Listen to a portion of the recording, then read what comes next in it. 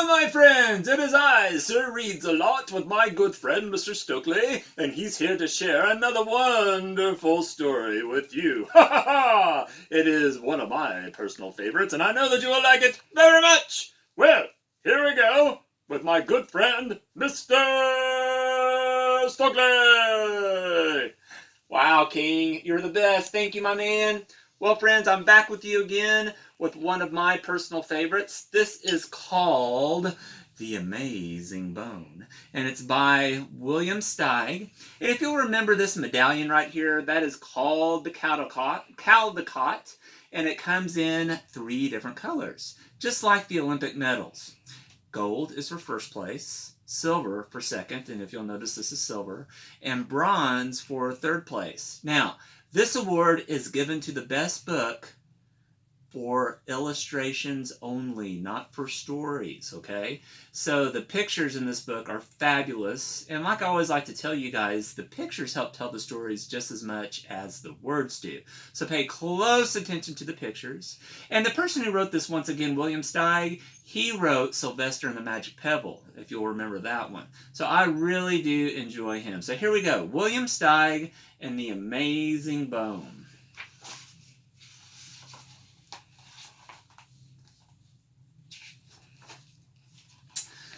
It was a brilliant day, and instead of going straight home from school, Pearl, she dawdled. She watched the grown-ups in town at their grown-up work, things that someday she might be doing. She saw the street cleaners sweeping the streets, and she looked in the bakery on Parsnip Lane, and she saw the bakers taking hot loaves of pumpernickel out of the oven and powdering donuts with sugar dust. And on Cobble Road, she stopped by at Maltby's barn and stood looking as the old, you'll notice these are the old horses, pitching their ringed horseshoes, and they were also spitting tobacco juice. Gross! Later, Pearl sat on the ground in the forest between school and home, and spring was so bright and beautiful, the warm air touched her so tenderly that she could almost feel herself changing into a flower. Her light dress felt like petals. "Oh, I love everything," Pearl said. "So do I," a voice answered. Pearl straightened up and looked around, but no one was there. "Where are you?" Pearl asked. "Look down," came the answer. Pearl looked down. "I'm the bone in the violets near the tree by the rock on your right." Pearl stared down at a small bone. "You mean you talk?" she said. "Yeah, in any language," said the bone. "Habla español, rezinka papkazoo, sprechen de Deutsch, and I can imitate any sound there is." The bone made the sounds of a trumpet calling soldiers to arms. Boop, boop, boop, boop.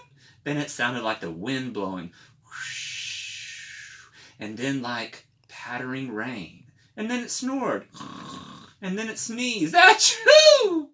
Well, Pearl couldn't believe what she was hearing. "But you're a bone," she said. "How can you sneeze?" "Well, I don't know," said the bone. "I didn't make the world."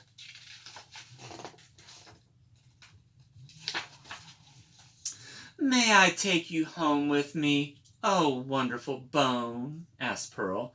"Well, you certainly may," said the bone. "I've been here for a long time. A year ago come August, I fell out of an old witch's basket.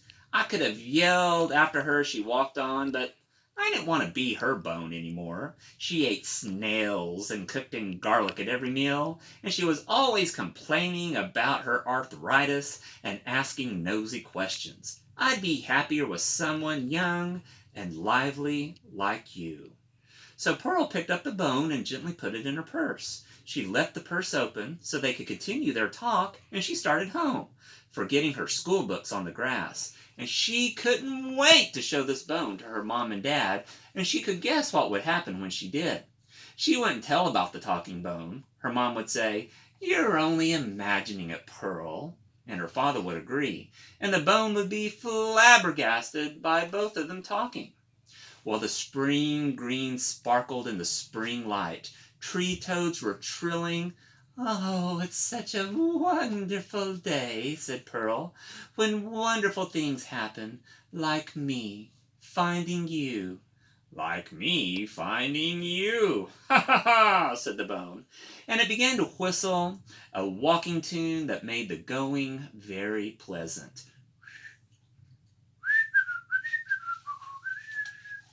But not long after, who should rush out from in back of a boulder and spoil everything but 3 robbers with pistols. Pearl couldn't tell what breed of animal they were because they wore cloaks and Halloween masks, but they were fierce, and they spoke in chilling voices. "Hand over your purse," said one. Well, Pearl would have gladly surrendered her purse just to be rid of them, but not with the bone in it.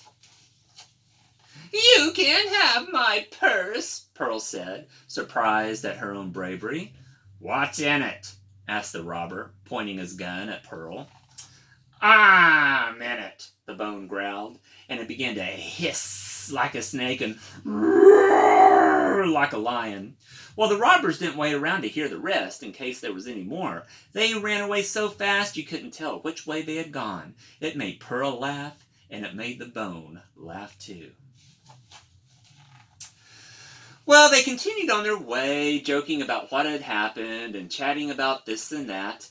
But it wasn't long before a fox stepped forth from behind a tree and barred their path.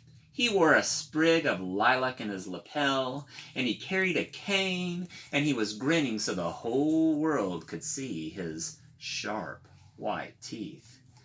"Hold everything," and Pearl froze. "You're exactly what I've been wanting," he said. "You're young, you're plump and tender. You will be my main course at dinner tonight."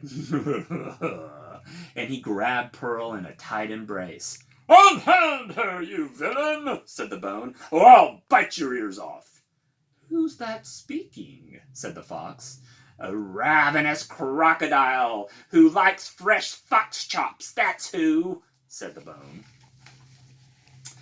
Well, the smart fox was not as easily tricked as the robbers. He saw no dangerous crocodile. He looked in Pearl's purse where the sound seemed to be coming, and he pulled out a bone. "Ha! Well, as I live and flourish," he said, "a talking bone. I've always wanted to own something of this sort." And he put the bone in his pocket where it roared and ranted to no avail. Pushing Pearl along, the fox set out for his hideaway. Pearl's cries were so pitiful, the fox couldn't help feeling a little bit sorry for her. But he was determined that Pearl would be his dinner. "Please, Mr. Fox," said Pearl, "can I have my bone back at least until I have to be your supper?" "Oh, all right," said the fox, disgusted with himself for being so soft-hearted. He handed her the bone, which she put back into her purse. "You must let this beautiful creature go on living," the bone said. "Have you no shame, sir?" The fox laughed. "Why should I be ashamed? I can't help being the way I am. I didn't make the world, after all." Well, the bone reviled the fox. "You're just a coward," the bone said. "You worm! You wretch!" Well, this was annoying, and the fox said, "I'm going to eat you too if you don't be quiet." It would be amusing to gnaw on a bone that talks and screams with pain. So the bone kept quiet the rest of the way, and so did the little Pearl. Well, when they got to the fox's hideaway, he shoved Pearl in with her bone to a tiny, empty room and locked the door. Pearl sat on the floor and stared at the walls. "I know how you feel, Pearl," the bone said. "Oh, I'm only just beginning to live," said Pearl as she whispered back. "I don't want it to end." "I know," said the bone. "Isn't there something we can do?" Pearl asked. "Well, I wish I could think of something," said the bone, "but I can't. I feel miserable." "What's that?" Pearl asked as she heard some sounds from the kitchen. "He's sharpening a knife," said the bone. Oh, my goodness, said Pearl. And what's that? Sounds like wood being put into a stove, said the bone. Oh, I hope this won't take too long, said Pearl. She could smell vinegar and oil. The fox was making a salad to go with his meal. Pearl hugged the bone to her chest. Bone, say something to make me feel better, please. You're very dear to me, said the bone. Oh, you're dear to me, said Pearl. She could hear a key in the lock, and he was unable to get another word out of her throat or turn her eyes towards the door. Be brave, the bone said, but Pearl could only tremble. She was dragged into the kitchen, where she could see the flames in the open stove. I really do regret having to do this to you, said the fox. It's nothing personal, you see. Yeah, said the bone suddenly, without knowing why he said it. What was that? Said the fox, standing stock still. You damn! Slibble-labble, the bone said. Gibber-gretchen! Slibble-dibble-ding-ray! And something quite unexpected took place. The fox began to grow several inches shorter. Ablam! Chinook! Bleeb-blobbit-glee-glazzle! The bone said. And miraculously the fox was the size of a rabbit. No one could believe what was happening. Not Pearl, not the fox, not even the bone, whose words were making it happen. Adumas! Ishaluk! Kikajakabagram! It went on.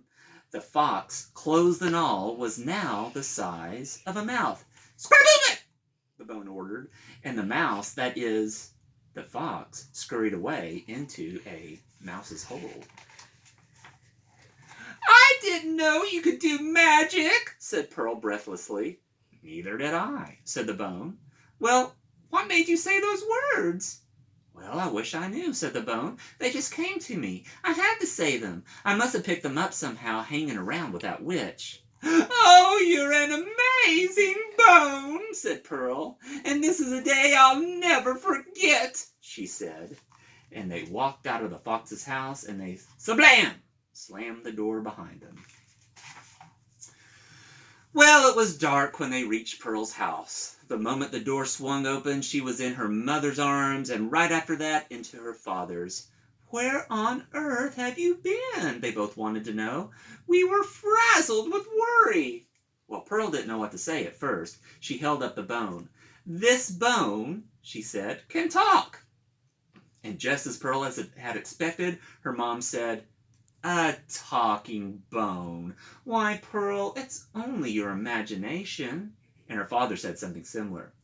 And also, as Pearl had expected, the bones astonished them both by saying, you have an exceptional daughter. Well, before her parents had a chance to get over their shock, Pearl began telling them the story of her day's adventure, and the bone helped out. It was all too much for Pearl's parents, until, of course, they got used to it. The bone stayed on and became part of Pearl's family. It was given an honored place in a silver tray on the mantelpiece. Pearl always took it to bed when she retired, and the two chatterboxes whispered together until late in the night. Sometimes the bone put Pearl to sleep by singing, or by imitating soft harp music. And anyone who happened to be alone in the house always had the bone to converse with. That means to talk to. And they all had music whenever they wanted it, and sometimes even when they didn't. And my friends, that's the story of the amazing bone. I like it because it makes no sense, but yet it's pretty funny. Yes, I really like William Steig. And if you'll remember about the fox who was trying to eat the mouse, Dr. DeSoto, do you remember that? The mouse who was the dentist?